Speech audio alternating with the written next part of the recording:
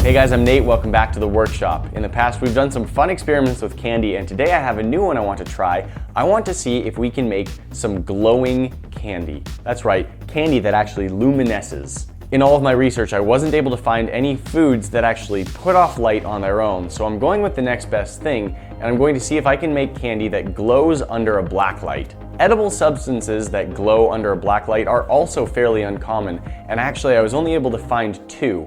One of them is quinine, which has a horrendously bitter and overpowering taste, so I didn't want to use that. The other thing I found is vitamin B2, also known as riboflavin.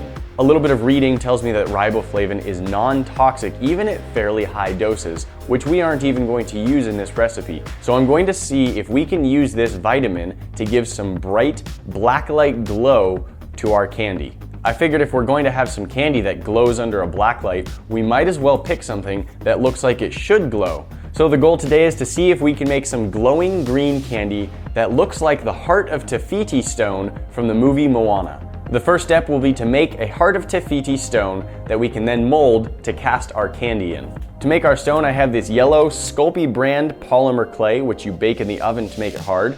And I also have this same two-part silicone mold rubber that we use to make our thumb molds. Unfortunately, I don't have a lot of tips on how to sculpt something to look how you want, except to look up pictures of what you want it to look like and then squish it until it's in the right shape. The stone in the movie is not quite as wide as a person's palm, so I'm going to try and make it 1.5, maybe 2 inches tall. I think this seems like about a good amount of clay. If I start forming it and it's too big or too small, I can add a little bit more or take some off. Squish it around a little bit to get it kind of soft. Roll it into a sort of a ball. Not like a really good ball, but kind of round. That's sort of round. Now let's flatten that out a little bit. Kind of want a tapered edge going around. Rounded edge, nothing sharp. Alright, I think that is a pretty good approximation of the size and shape of the stone. You can see it's not quite as wide as my whole palm, but it's still got some good size to it. So now it's time to start carving in the decorations on the front of the stone.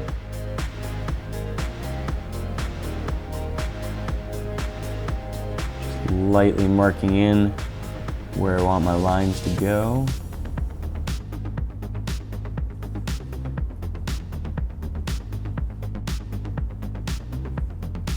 Right, there we go. We have our nice carved out Heart of Te Fiti. I've tried to match the patterns on it to the movie as well as I could. It's probably not 100%, but it's pretty good, I think. Now I need to bake this in the oven at 275 Fahrenheit or 130 Celsius for 15 to 20 minutes.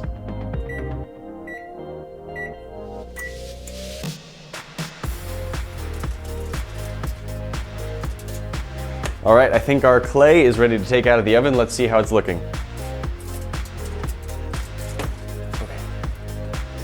You should really use tools, not your hands, to pull that out, but foil is so thin it doesn't conduct all that much heat. Let's let that cool down for a minute. Okay, I think our stone has now cooled down pretty well. It's looking good. Now just to get rid of any of the little scuffs or burrs I left on the surface, I want to hit this with some sandpaper to really smooth it down. Now it's not very rough and doesn't need a lot of changes, so I'm going to hit it with some 800 grit sandpaper, which is fairly fine, and then some 2000 grit sandpaper, which is actually very smooth. I'm hoping for a little bit of a shiny look on it.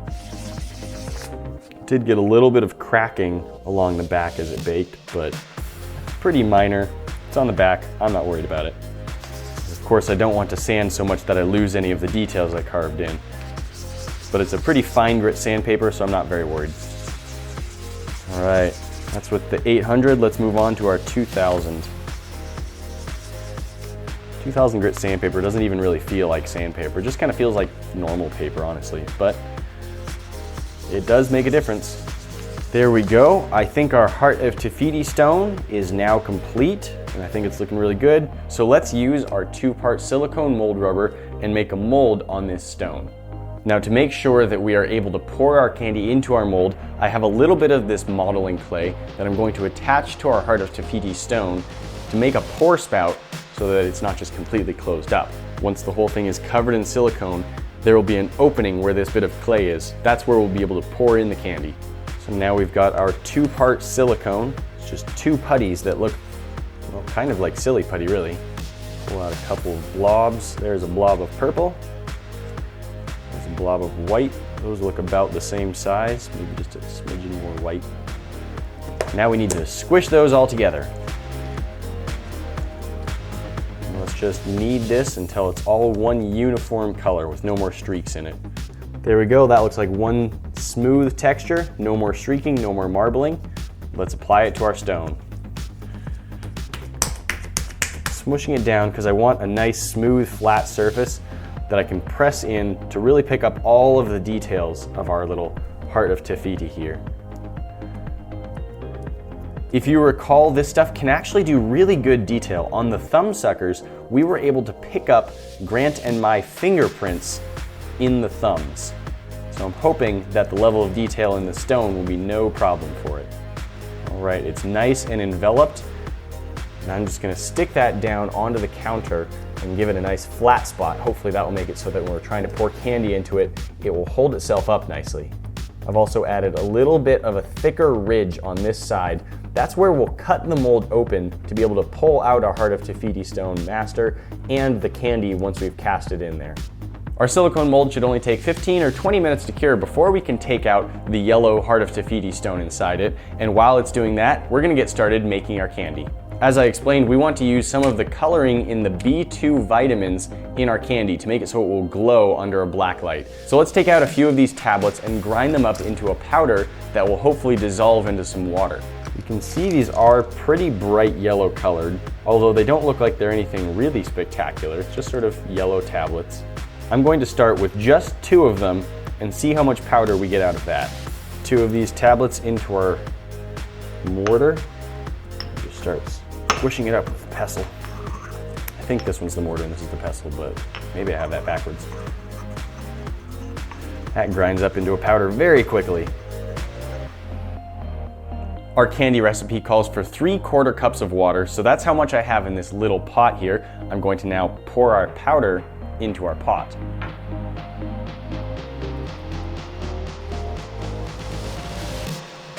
Now let's do a test with our black light to see how much this water and riboflavin mixture will glow. Woo! Look at that. Without the black light, with the black light. That lights up beautifully. Oh, it's such a good bright color. I'm excited. Oh, and you can see everywhere that it splashed onto the counter. So we've got our mixture and that's glowing really well, but it has a lot of this thick yellow powder down in it. And I really just want the water to be glowing on its own. So let's see if we can filter out all of the yellow powder so we're just left with the dyed water. Got a coffee filter here and a mason jar without the covering part of the lid. I have the ring, so let's just stuff the coffee filter down in most of the way, hold it over the lip, and screw the ring over the coffee filter. This way it'll hold all the liquid and I don't have to try and hold the filter on with one hand while I'm pouring, and it's just better. All right, here goes. That is so bright. That looks like just straight highlighter ink. Straight out of the world of Avatar or something. Just like straining out concentrated magic. Now we have some essence of B2 vitamin and it glows beautifully in a black light. Let's use this to make our candy. One thing, I did talk about how I didn't want to use quinine because it's extremely bitter. Riboflavin doesn't taste all that great either, but I'm hoping that diluted like this and mixed in with all of the sugar in the candy, it'll be pretty good. And just as a small test, I'm gonna take a sip of this and see how it is.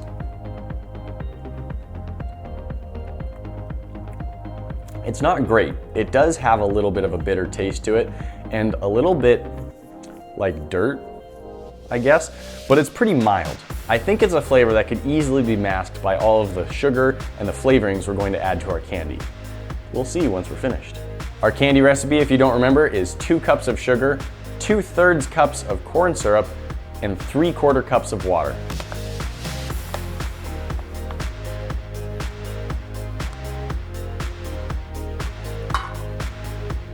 And as our water, we have our neon glowy juice.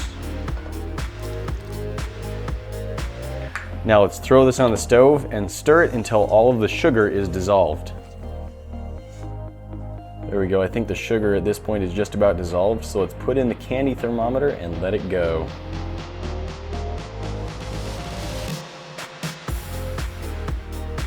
(260°F), it's time to add some food coloring. I'm just gonna add a little bit of green to try and match the color of the movie. We don't need to stir the color in, the bubbling action will do that for us. Right at 300, remove it from the heat. We're going with a nice lemon flavor today. Lime maybe would have matched the color better, but lime flavoring is a lot harder to find.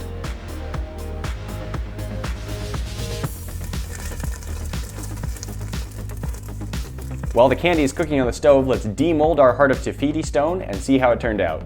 Pop this bit of clay right off. Take a razor and we'll carefully cut along the edge of it. Pull that out. It's looking pretty good in there. I see quite a bit of our carved in details, so I like that. Let's actually just use a little bit of electrical tape wrapped around this to hold it closed. Now I'm quite sure if I try and pick up the whole pot and pour it into that little spot, I'm just gonna spill everywhere. So I'm gonna try scooping up some candy in this spoon and drizzling it in a little bit slower. That looks like a spoonful of Ninja Turtle ooze.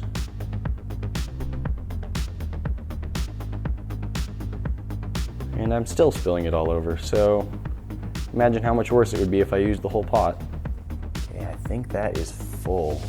Okay, our mold has cooled down, I think, so it's time to see how our candy Heart of Te Fiti has turned out. Take off this tape. Got little shards of candy that dribbled on the outside coming off. Oh, more shards. Ooh, so far looking good.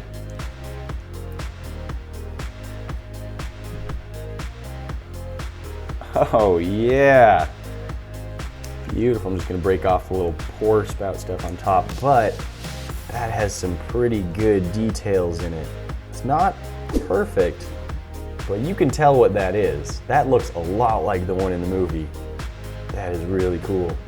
Now it does have a little bit of a frosted texture that we often get from the candy, so I am gonna try hitting with some heat. I'll start on the back and see if it's working there. I'm just gonna use our little wind-resistant lighter here. See if I can clear it up just a little bit. Yes, just like that. Beautiful. Now, I actually went ahead and made 2 other molds as well so that I could produce multiple of these Hearts of Te Fiti at once. So let's see how these ones turned out. Beautiful. 3 Hearts of Te Fiti, one of which is a lollipop. That's pretty excellent. Just gonna taste some of these little scraps here.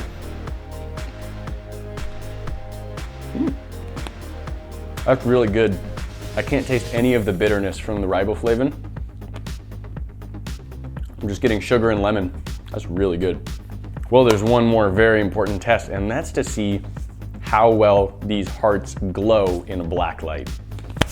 I'm excited. I think they're gonna glow really well. All right, here goes. We've got our black light, we've got our heart. Ha! Oh, that looks amazing. Look at that, glowing, oh, even better. Glowing green Heart of Te Fiti stone.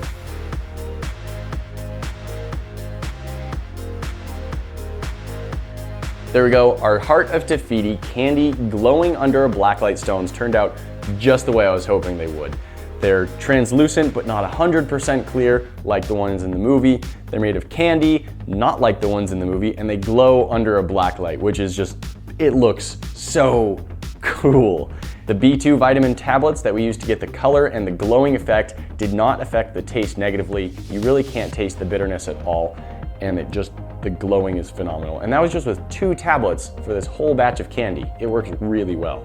This is a very fun project. You can sculpt kind of whatever shape you want and mold it and then make your own shape of candy. We've done something similar with our thumb suckers, of course, but I really just wanted to try the glowing aspect of it, and I'm very happy with how it turned out. Thanks for joining us for this video, and remember to come gear yourself up with products and merch at thekingofrandom.com. See you there. It's pretty good. Well, I see you've coated a barnacle in bioluminescent algae as a distraction. Hey guys, if you are on Twitter, come follow me on Twitter at @TheKingOfRandom. It's a great place to connect with me one-on-one. That's all I'm gonna say about that, because if you want to, you will, and if you don't, you won't.